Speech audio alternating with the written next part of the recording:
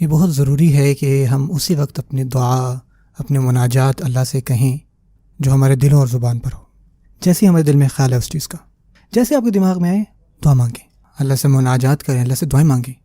کیا پتہ کہ کس وقت دعا جو ہے وہ قبول ہو جائے. آپ کو پتہ ہے یہ دعا جب ہم اللہ تعالیٰ کو پکارتے ہیں ہماری سب کی ضروریات ہیں. آپ میں سے کوئی یہ سوچے گا کیا ہمیں وہی سب کچھ مل جائے گا جو ایگزیکٹلی ہم مانگ رہے ہیں؟ کیونکہ اللہ تعالیٰ نے تو سن لیا، اس میں کوئی شک نہیں، اللہ تعالیٰ سن رہے ہیں، السمیع ہے، العلیم ہے، اور اللہ جواب بھی دیتے ہیں، لیکن ان کے جواب کا اندازہ الگ ہے. آپ کو پتہ ہے دعا کے 3 درجے ہوتے ہیں، اور ہمیں چاہیے کہ ہم ایسے موقع تلاش کریں کہ جو زیادہ مبارک ہوں. اور بعض اوقات کبھی آپ کچھ سوچ رہے ہوں نا، تو آپ کو چاہیے اسی وقت اس چیز کی دعا مانگے. تو جب آپ ایسا کرتے ہیں تو آپ اللہ تعالیٰ کو بتاتے ہیں کہ اللہ تعالیٰ مجھے یہ چیز ضرورت ہے، اللہ تعالیٰ کو پتہ ہے.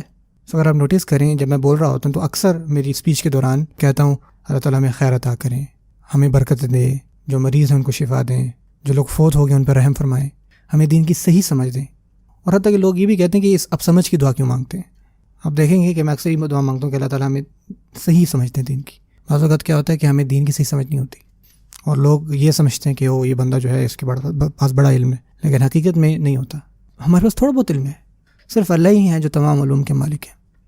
اور ہماری جو علم ہے ان کے مقابلے میں جو اسلام کے بڑے بڑے علماء ہیں ان کے مقابلے میں تو کچھ بھی نہیں. ہمیں چاہیے کہ ہم علم کے سمندر میں غوطہ تو لیں اور سیکھیں پورا اور اپنے آپ کو ٹھیک کرتے رہیں. اور ایٹ دا سیم ٹائم اللہ تعالیٰ سے دعا مانگیں، اس سے مانگیں کوئی بھی وقت ہو، کہیں آپ جا رہے ہوں، آپ ڈرائیو کر رہے ہوں، گھر پہ ہوں، کچن میں ہوں، کھانا بنا رہے ہوں، کسی کی مدد کر رہے ہوں، کچھ بھی کر رہے ہوں، اللہ سے دعا کریں یا اللہ میری اچھی اولاد عطا کریں، مجھ پر رحم فرمائیں، میری حفاظت کریں. جیسے آپ کے ذہن میں یہ چیزیں آئیں دعا مانگیں اللہ سے، اللہ تعالیٰ سے باتیں کریں. جب آپ ایسا کرتے ہیں تو آپ اللہ تعالیٰ کے ساتھ اپنا بہت خوبصورت رشتہ بناتے ہیں، اور یہی تو ہم چاہتے ہیں.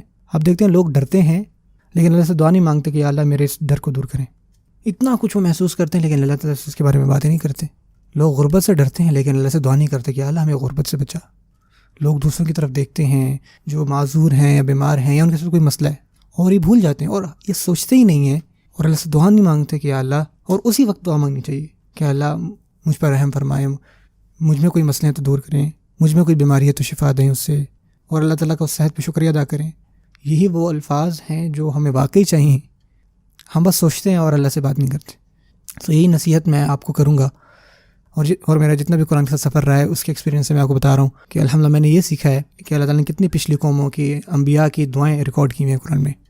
حتیٰ کہ آپ صلی اللہ علیہ وسلم نے بھی کچھ ریکمینڈڈ دعائیں بتائیں جو کہ مانگنی چاہیے، اور اللہ تعالیٰ خود آپ صلی اللہ علیہ وسلم کو فرما رہے ہیں کہ یہ دعائیں کریں، کچھ خاص دعائیں.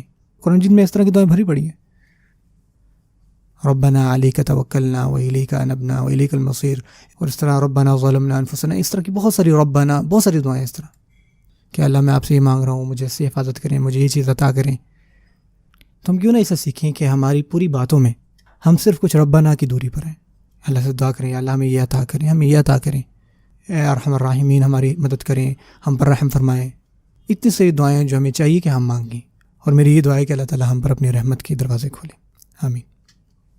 اور اس کے ساتھ یہ بھی کہ جب بھی ہم قرآن مجید پڑھیں تو ہمیں اس کی عزت کرنی چاہیے، صاف ستھرے کپڑے ہوں، صفائی کا بہت خیال ہو، اور اس کو بہت سیریسلی لیں.